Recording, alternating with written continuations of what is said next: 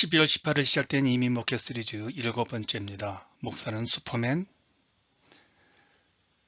매일 주님과 함께 살기 2024년도 1월 12일입니다. 양승원 목사의 광야번구 유튜브에서 함께하고 있습니다.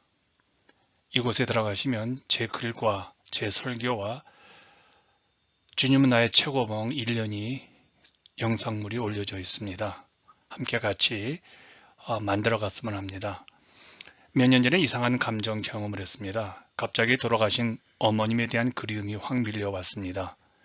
그런데 어머님에 대한 그리움이 묘한 상실감, 죄책감, 현실에 대한 부정적인 거부감으로 나를 몰고 갔습니다. 당시 아내가 가볍게 이렇게 말을 했습니다.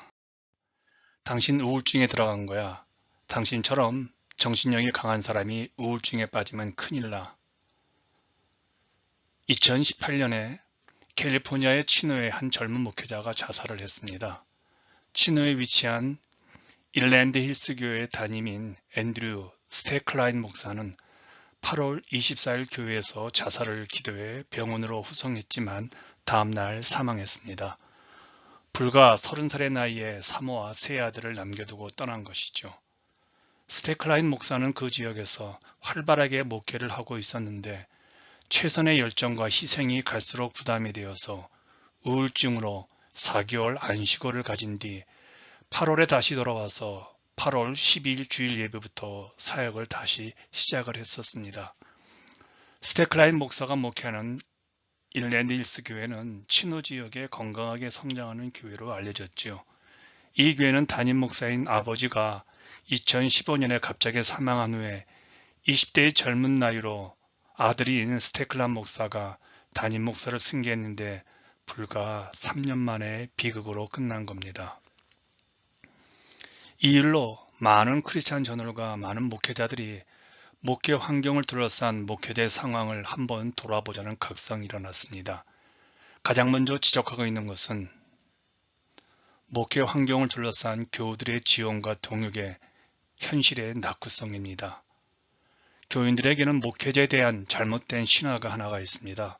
목회자는 절대로 감정 기복에 빠지지 않는다는 목사는 슈퍼맨이라는 신화입니다. 목회자들은 영성이 강하게 절대적으로 우울증이나 감정 변화에 휩쓸리지 않는다는 성도들이 목회자에 대한 이런 자신감이 있습니다. 설교, 행정, 재정, 신방, 모든 교회 일에 희생하는 슈퍼맨의 기질을 목회자는 갖고 있다는 그들만의 자신감이 있다는 것이죠. 이상하게 교우들은 목회자들에 대해서 그들이 믿음으로 모든 어려움을 이기기에 절대로 우울증과 같은 병에 감정의 기복에 걸리지 않을 거라는 이상한 자신감을 갖고 있습니다. 오래전에 은퇴하신 선배 목사님 이런 말을 하셨습니다. 가장 후회하는 것이 내가 약한 사람인데 이상하게 강한 척하면서 목회를 했던 것입니다. 좀 힘들면 힘들다고 이야기하고 슬프면 슬프다고 이야기해야 되는데 우리 시대에는 이런 것을 이야기하면 목회자로서는 치명적인 결함이라고 생각했었습니다. 지난 17년 아니 19년 목회를 하면서 저도 이랬던 것 같아요. 그런데 교회가 한 공동체라는 사실은 목회자도 그 가운데 포함이 됩니다. 목회자도 공동체의 도움과 격려를 받고 위로를 얻어야 합니다. 바울 사도가 갈라디아서 6장 6절에서 우리에게 권면했지요. 가르침을 받는 자는 말씀을 가르치는 자와 모든 좋은 것을 함께하라. 최근 목회자 리소스에서 내놓은 글 중에 목회자들 가운데 4분의 3이 교우들의 적극적인 후원을 받지 못한 상태에서 목회를 하고 있다고 합니다. 적극적인 교우들의 후원을 받지 못한 상태의 목회자들은 목회의 어려운 현실에서 자신의 사역을 그만둘까 고민을 하고 있다는 것이죠. 미국 장로교 목사들의 40대, 50대 약 참 많은 퍼센트의 목사들이 심각하게 코로나 이후의 사임을 고려하고 있다는 것이 저널에 소개되고 있습니다. 그런데 문제는요, 교우들은 자신들이 적극적인 후원을 하지 않아도 목회자들이 열심히 하고 있기 때문에 자신들로부터 적극적인 후원을 받지 못한 목회자들이 갖는 열등감, 교회 사임과 같은 고민, 그들의 심각한 감정적 내적 갈등을 전혀 이해하지도 못하고 모르고 있다는 겁니다. 그런데요, 문제는 목회 현실에서 오는 과정한 업무 부담의 스트레스와 교우들로부터 적극적인 후원을 받지 못한 이런 현실 속에서의 갈등이 목회자들에게 이상한 취미, 성경적인 가치관을 무너뜨리는 유혹의 현장으로 끌려 들어가고 또한 끌려 들어갈 수 있다는 겁니다. 이런 것들이 목회자들의 내적 갈등을 해결하고 시도하는 해결원이 된다고 목회자들은 심각한 스트레스로 인하여서 착각을 한다고 합니다. 그래서 운동에 전념한다든지 인터넷 게임을 한다든지 은밀한 인터넷의 성적 과음증 등 이런 참 안 좋은 이런 일들이 자주 일어나는 일이 바로 여기에 있습니다.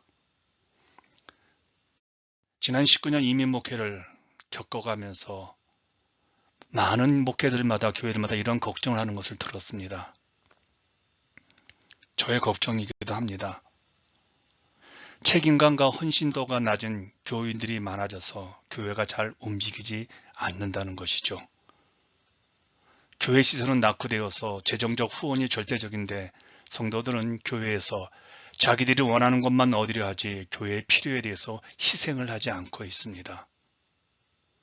그런데 저를 포함한 목사들이 이런 현실, 주일 예배 출석률이 떨어지고 교회가 힘들어지는 원인 분석을 자신들의 설교에서 찾고 오직 설교에 더욱 애를 쓰고 설교에 온 힘을 기울인다는 겁니다. 이런 상황에서 목회자는 어떻게든 무엇인가를 만들어내는 슈퍼맨 역할을 해야 했습니다.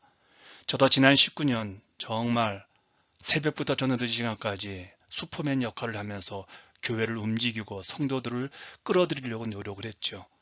한마디로 저의 지난 19년은 내 능력 이상으로 최선을 다했던 것 같습니다. 미국 목회자들이 하는 말이 있습니다. 목회자는 앞에서는 성도들의 칼을 맞고 뒤로는 교회 스태프들에게 베인다. 목사에게 좋은 동역자가 필요한 이유이겠지요. 많은 성도들에게 얻어맞습니다. 그리고 많은 부사역자들에게 배반을 당하죠. 그러다 보니까 상처를 많이 받는데 목회자들은 그 상처를 품고 살아갑니다. 그러니 그 안이 얼마나 힘들겠습니까? 그래서 미국 목회자들은 가끔 자신의 내면을 표현한다고 합니다. 또한 정기적으로 교회 후원화에 상담자들을 만나서 자신의 내면을 치료하는 노력을 교우들도 인정하고 목회자들도 주로 이용한다고 합니다. 그런데요, 한국 목회자들은 자신들을 공격하고 후원하지 않는 목회 현실에 대해서 교회의 단결을 유지하기 위해서 목회자 자신만 참으면 된다고 해서 늘 인내하고 참는다고 합니다. 자신의 수준보다 더 높은 윤리적 삶을 정해놓고 자신을 공격하는 성도들에 대해서 참는데 그 이유가 성도들이 교회에 나가지 않도록 하기 위해서라고 합니다. 또한 상담자들을 만나면 목사가 정신력이 약하다는 비판을 듣기 때문에 엄두를 못 낸다고 하죠. 이런 목회 현실에서 눈물을 흘리면서 버틴다는 말을 목회자들은 서로 말하고 있죠. 내가 들었던 재미있는 설교 제목이 있습니다. 목사가 몰래 숨어서 흘리는 눈물은 누가 닦아주나? 그 설교자는 이렇게 말을 하면서 답을 내렸습니다. 목회자를 돕는 유일한 길은 공개적으로 당당하게 나는 우리 목사님을 존경하고 그의 사역의 동역자입니다 라고 선언하고 적극적으로 나서라고 권면을 합니다. 교우들이 목사를 지지하고 사랑하고 있다는 것을 목사들이 알므로써 자신이 처한 현실의 냉소적인 상황을 극복할 수 있다는 것이겠죠. 이민 목회 19년을 하면서 더 건강한 공동체가 필요하다고 생각합니다. 이런 공동체를 만들기 위해서 개인의 영성이 모아지는 교회를 세워야 합니다. 그러나 지난 19년 목회 경험을 통한 이민 목회에서 나의 개인적인 해결책은 각 교회가 먼저 위대한 성경적 공동체가 되어서 이 지역의 교회들에게 서로 모델이 되는 것입니다. 요즘 2023년 신년 초부터 우리 교회에서 기도위에 2023년 짓는다라는 주제하에 지역 목사님들과 성도들이 새벽마다 모여서 기도하고 있습니다. 올해 이 지역의 모든 교회들 안에서 많은 좋은 목사님들에게 좋은 동역자들이, 좋은 성도들이 생겨서 목사님과 함께 건강한 교회를 세우기 위해서 이렇게 새벽마다 함께 모여서 기도를 합니다. 2023년 모든 일들이 기도 위에 세워지기를 바랍니다. 저의 지난 19년의 목회 현장에서 결론은 기도라는 사실을 또 한번 확인합니다. 기도하는 여러분들을 응원하겠습니다.